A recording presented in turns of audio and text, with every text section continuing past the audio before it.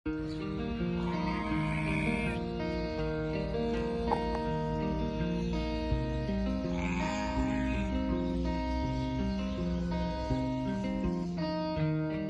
वालेकुम मित्रों, की हाल चाल है? सब दोस्त खैरियत से? अल्लाह के फजलो करम ते शुक्र दे नाल अज दे व्लॉग करते हैं शुरू।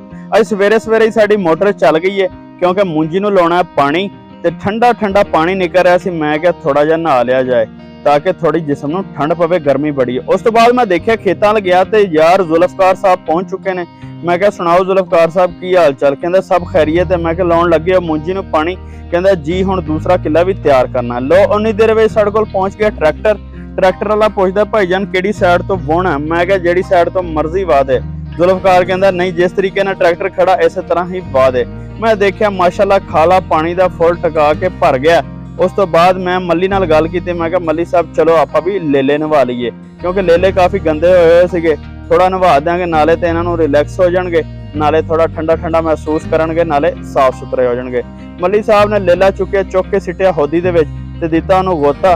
उस तो बाद असीं सारे लेले नवा के साफ सुथरे करके ले आए फार्म दे विच। माशाअल्लाह देखो शीशे तरह चमके किन्ने सोहणे लग रहे ने। मैं क्या मल्ली हाले इन्हां नूं बाड़े विच ना लैके जा क्योंकि अगर बाड़े विच लैके गया इन्हां ने बह जाना, इन्हां ने गंदे हो जाना। इन्हां नूं दूसरी तरफ थोड़ी देर लई छड्डदे हां ताकि उत्थे घाह घू खा लैणगे, नाले इन्हां दा जिस्म सुक जाएगा। अगर इन्हां दा जिस्म ना सुकिया ते इन्हां ने गंदा हो जाना। लो मित्रों असीं हुण तोड़ लए ने कद्दू क्योंकि जुल्फकार साहब आए सी, कहंदे थोड़े जे कद्दू ते दिओ। मैं क्या असीं तोतिਆਂ नूं भी पाउणे, थोड़े तू लै जा, थोड़े असीं अपने तोतिਆਂ नूं पा लांगे। उस तो बाद मल्ली साहब ने अपने वाले जेड़े वो लैदा करके घर लै। मैं देखिया मेरी माँ जी मेरे निक्के मुंडे नूं मेहंदी ला रही सी। मैं क्या माँ जी मेहंदी ते मैं भी लाउणी। उन्हें क्या पुत्त बह जा तेरी भी ला दिन्ने। बाद च मैं माँ जी दे हत्थां दी ठंडी ठंडी सिर नूं ते दाढ़ी नूं मेहंदी लवाई। यकीन मनो सजना, माँ ठंडियां छावां माँ वर्गी बहारां ही कुछ होर आ। उस तो बाद मैं चुके कद्दू कट्टने शुरू कीते। मैं क्या कद्दू कट के असीं तोतिਆਂ नूं पाईए। तोते साडे कद्दूआं नूं बड़े ही शौक नाल खांदे ने ते इहदे नाल बड़ा मज़ा आउंदा उहनां नूं, नाले फायदा भी बड़ा।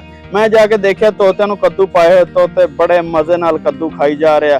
कद्दू पाउण दा एक होर फायदा भी ये हुंदा क्योंकि दाणा अजकल बहुत महंगा है।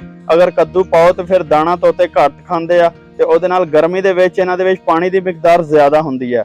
अक्सर गर्मी में तोतिਆਂ नूं पानी की कमी हो जाती, इस वजह से असी खीरा ते कद्दू अपने तोतिਆਂ नूं दईदा ताकि उन्हां नूं पानी की कमी ना होवे। माशाअल्लाह सारे तोतिਆਂ मैं वेखिया, सारिਆਂ ने मैं देखिया तो चंगी तरह कद्दू खा रहे सी।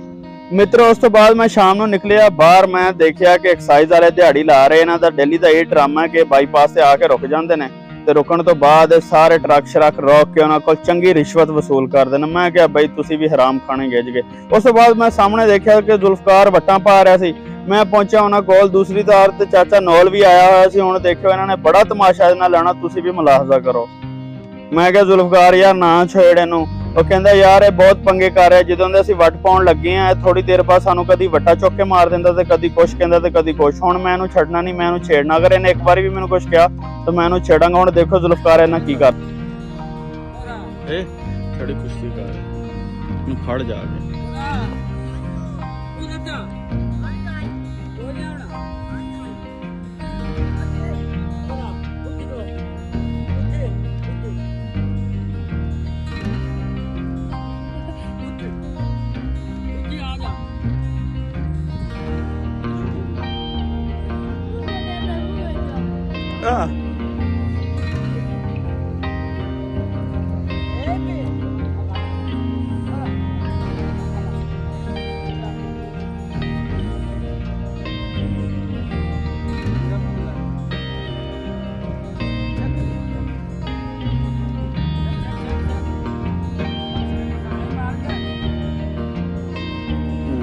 बस भैन जा पै गई अज वट साडी शाम तक।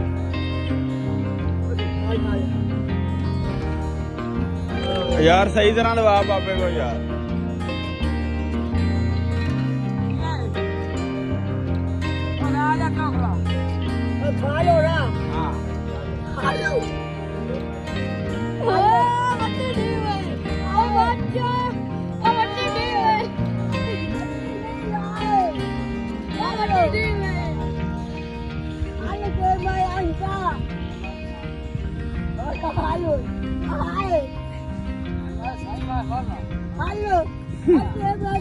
लो मित्रों अज के व्लॉग नूं करते हैं इत्थे खत्म। नमाज कायम करो, जींदे वसदे रहो। जिन्होंने मेरे चैनल को सबसक्राइब नहीं किया YouTube ਚੈਨਲ ਨੂੰ ਸਬਸਕ੍ਰਾਈਬ ਕਰੋ, ਜਿਹੜਾ TikTok ਤੇ ਦੇਖ ਰਹੇ ਨੇ TikTok ਨੂੰ ਫॉलो ਕਰ ਲਓ, Facebook ਪੇਜ ਨੂੰ ਵੀ ਫॉलो ਕਰੋ। ਅੱਲਾ ਹਾਫਿਜ਼, ਅੱਲਾ ਨਿਗਹਿਬਾਨ।